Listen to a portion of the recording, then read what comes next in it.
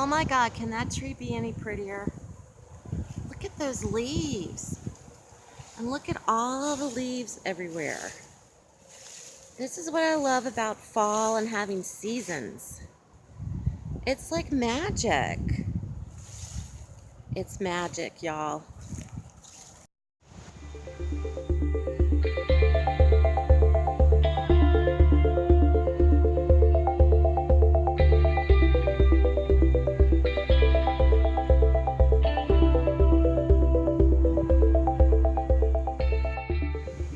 Hey y'all, it's Magical Walk and Talk, except today it's a magical swing and talk. It's very breezy today, and as you can see, the leaves have really turned here in West Virginia. It's beautiful, and I don't have much time today, but I wanted to have a moment on my magical swing and talk. It's post-election day in the United States, and everybody's a little bit depressed. They're a little depresso in their espresso for good reasons.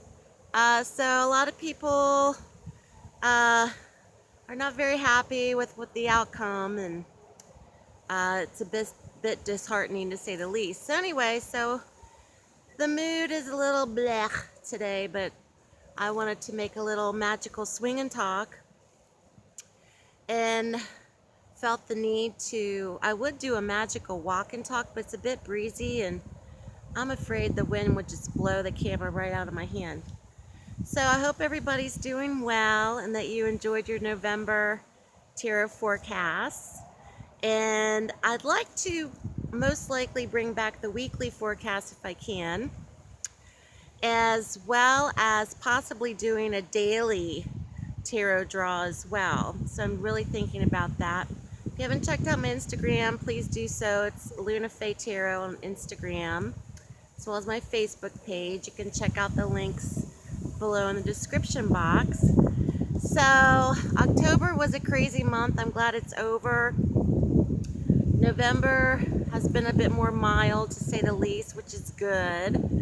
And the weather's been nice here, but now it's a little bit rainy and overcast, and you can really feel fall kicking in, as you can see. So the elections itself, you know, a lot of people are very fearful of going back into time in terms of civil liberties and civil rights, and you know, gay marriage here is legalized, and a lot of people are fearful that we're going to step back into time and revoke a lot of rights, especially for women when it comes to pro-choice, etc. So yeah, it's a bit strange that Donald Trump is our president. Like, what?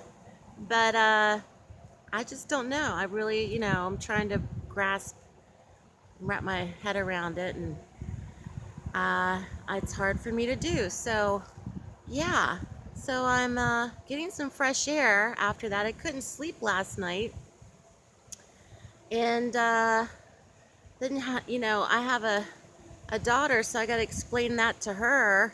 Why is Donald Trump our president, Mommy? Well, majority rules. So yeah, you can be a reality star in the United States and become president. So,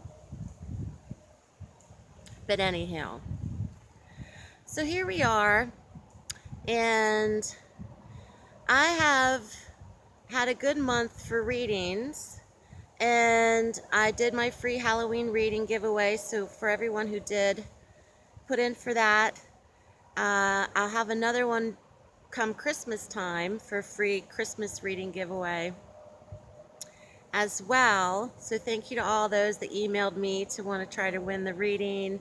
That was a lot of fun. And I've been thinking a lot about bringing, like I stated the last time, I think in my last Magical Walk and Talk, about bringing back general love readings.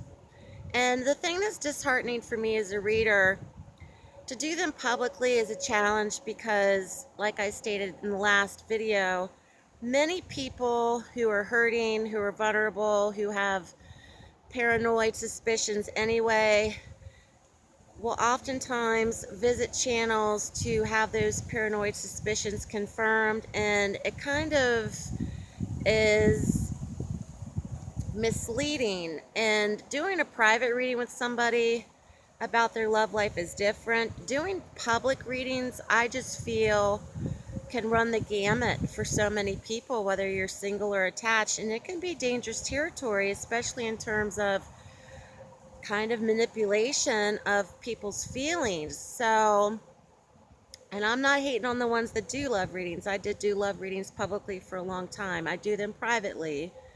However, I don't read for third parties, meaning if you're having an affair, I'm not going to read for you, etc. So, in the earliest beginnings of my tarot reading professionally, I did take on those types of readings, and it made me feel yucky. I used to talk about that in my blog that I had on my old nightbirdtarot.com website. It just made me feel yucky. So I don't do that. I'm sure a lot of readers possibly do take on that type of energy, but I just choose not to do so. And if I lose sales or a tarot reading sale from that, then so be it. It just makes me feel better about myself. But anyway, it's a challenge doing love readings publicly. And for the ones that do them, it's just I can't do them anymore publicly on YouTube. I just find it there's a murky ground there, especially when you're reading for 12 different astrological signs, and whoever's watching your readings or your videos, depending on how many viewers you get, I mean, it could run the gamut. So that to me is just something that I'm kind of coming to terms with, but they're fun to do. And often I get reading requests for soulmates. When will I find my soulmate? And, where's my soulmate? And when will I find the one? And, girlfriend, if I had my soulmate, or if I knew who the one was, then, I wish I could tell you that for yourself. Really, the term soulmate for me is grossly exaggerated. Because really, what is a soulmate? Spiritually, a soulmate can mean many things. Storybook-wise, we've been taught that soulmates are our knights in shining armor, and they're going to come save us and rescue us, and I don't really think that's the case. I think soulmate as a term in general, as I've gotten older, means someone who comes into your life, shakes it up a little bit, kind of shows you the mirror of who you are, and you learn from them, whether it's a seasonal, a lifetime, or a reason for them to be in your life. And that could be through repeated behaviors or repeated patterns in relationships. And I've been working on my own oracle deck, and I have one called Screen, which is a reflection of who you are in your life, repeated patterns, repeated past behaviors, being the star of your own show, and kind of watching yourself on screen and watching your life from the outside. And when you notice that you're doing that, that's indication for change. And soulmate to me is a very general, broad term. And it's not something that really means anything anymore. So soulmate could mean anything. That could be your mother, that could be your father, that could be your best friend. It doesn't necessarily have to be romantic. So when will I find my soulmate? I don't know. I have probably met my soulmate a few times, whether it's in my child or my family or my best friends. Just depends on where you are in your life and what you're wanting to accomplish, I guess. But everybody wants to find love. That is for sure. And for other readers who are watching this, the majority of our requests are for love readings. But I really enjoy getting requests for general readings because it enables me to go into the reading itself and create it to be my own. And it gives me more exploration psychically instead of just being specific on 1 or 2 questions, 3 questions. And I enjoy the general requests for readings. And in fact, the person I chose for the free Halloween reading just wanted a general reading, and I was like, how refreshing. You know, how refreshing is that? So that's always a beautiful thing. And doing this type of work, spiritual work, is good because you can feel yourself kind of go up spiritually within yourself, and then you start to recognize your life and your life patterns and your behaviors and wanting to try to change things. And behind me is a stream, which is beautiful. So this is a lovely day, and I wanted to have a little magical talk and swing and say hi to everybody, and hope everybody's doing well and feeling good, and not to get too disheartened if you live in the United States about the election. I think this is going to affect the rest of the world, but you know, I'd rather have seen a gentleman or a gentlewoman get elected than this person, but everybody has their viewpoints and their opinions, so hopefully he will turn out to be somebody that we can count on. But it is kind of scary. Little scary. There's my car. Woot woot. So anyway, I do hope everybody's doing well. I will be back soon with another magical walk and talk, and I'm trying to find some places to go to.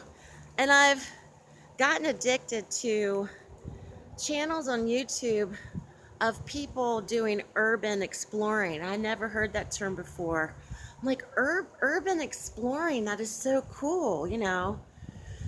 And I would love to be able to do something like that. Of course, I don't think I could shut up the whole time. But just like go to different places that are kind of haunting or abandoned and kind of empty. And of course, I show you a lot of things about West Virginia because this is where I live.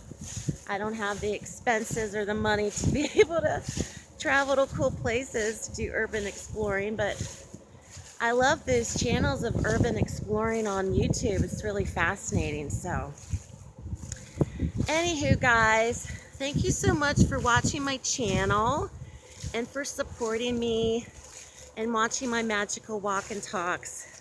I really appreciate you guys. Have a beautiful day, and I'll speak to you soon.